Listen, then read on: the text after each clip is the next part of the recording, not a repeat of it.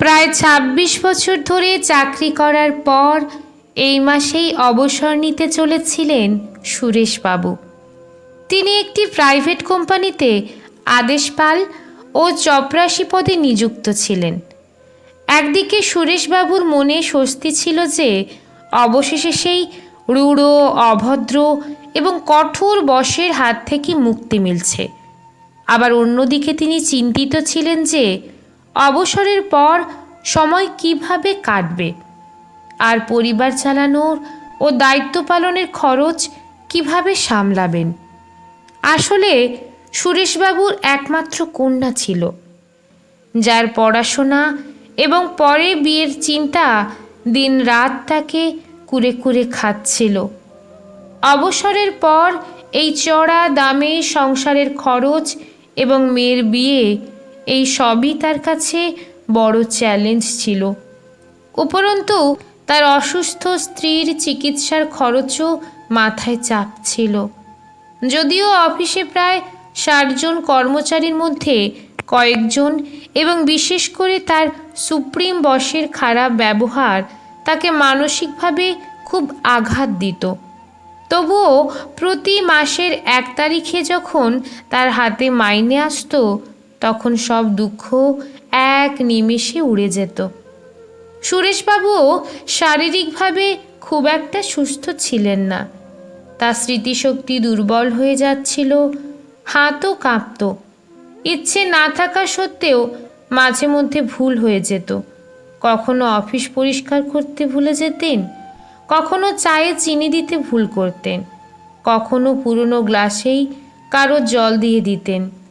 এর জন্য মাঝে মধ্যে তাকে বকাও শুনতে হতো। তবুও সব কিছু কোনোভাবে চলেই যাচ্ছিল। অবশেষে সেই দিনটা এসে গেল, সুরেশবাবুর অফিসের শেষ দিন। তিনি প্রতিদিনের মতো নয়, একটু আগে পৌঁছে গিয়ে নিজের কাজ শুরু করলেন। সব কিছু আগের মতোই ছিল, শুধু অফিসটা আজ একটু বেশি চুপচাপ ছিল। সন্ধ্যায় যখন অফিস ছেড়ে বাড়ি ফেরার সময় এলো, সুরেশবাবু ভাবলেন শেষবার বসের সঙ্গে দেখা করে নেওয়া যাক। কিন্তু তাকে জানানো হলো বস এখন অন্য কর্মীদের সঙ্গে জরুরি মিটিংয়ে ব্যস্ত আছেন, কিছুক্ষণ অপেক্ষা করতে হবে। ২ ঘন্টা কেটে গেল, মিটিং শেষ হলো না। সুরেশবাবু ভেতরে ভেতরে বিরক্ত হয়ে পড়লেন। মনে মনে বললেন, এই লোকটা কত অহংকারী, ১ মিনিট সময় বের করে দেখা করতেই পারত, কীরকম নির্দয়। হতাশ হয়ে তিনি সিদ্ধান্ত নিলেন আর বসের সঙ্গে দেখা না করে সোজা বাড়ি চলে যাবেন। ঠিক তখনই কেউ এসে বলল, আপনাকে সাহেব ডাকছেন। সুরেশবাবু তাড়াতাড়ি কেবিনে ঢুকলেন, কিন্তু ভেতরের দৃশ্য দেখে স্তব্ধ হয়ে গেলেন। বসের কেবিনটা আজ একেবারে অন্যরকম সাজানো। তাকে দেখেই সকল কর্মচারী জোরে করতালি দিয়ে তাকে উষ্ণ অভ্যর্থনা জানালেন। বস মুচকি হেসে কেক কাটার ইশারা করলেন। পার্টি শেষে বস বললেন, সুরেশ, আমরা সবাই মিলে এই সিদ্ধান্ত নিয়েছি যে আপনাকে এখনই অবসর পাঠানো হবে না। আপনার সেবা আগের মতোই বজায় থাকবে। আমাদের একজন সৎ, দায়িত্ববান আর বিশ্বস্ত ব্যক্তির প্রয়োজন, আর আপনি সেই মানুষ। কিছু ছোটোখাটো ভুল আমরা উপেক্ষা করব, কারণ আপনি একজন কর্তব্যপরায়ণ মানুষ। বস আরও বললেন, আপনার আর্থিক দিকটি বিবেচনা করে আমরা সিদ্ধান্ত নিয়েছি প্রত্যেক কর্মচারী আপনাকে মাসে ৫০০ টাকা করে দেবে। এটা আমাদের নিয়মের বাইরে হলেও এই সিদ্ধান্ত আপনার জন্য প্রয়োজন ছিল।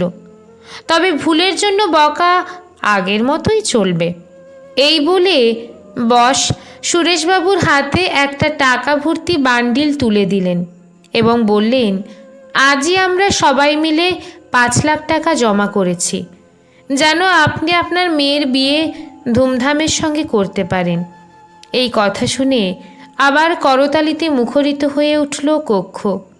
সুরেশবাবু কেঁদে বসের পায়ে পড়ে গেলেন, কিন্তু বস্তাকে তুলে নিজের বুকে জড়িয়ে ধরলেন।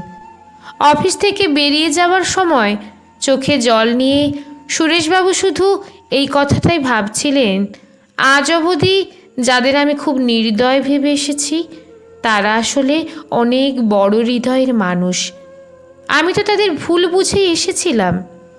প্রায়শই আমাদের নেতিবাচক ভাবনার কারণে আমরা কোনো মানুষকে ভুলভাবে বিচার করে ফেলি।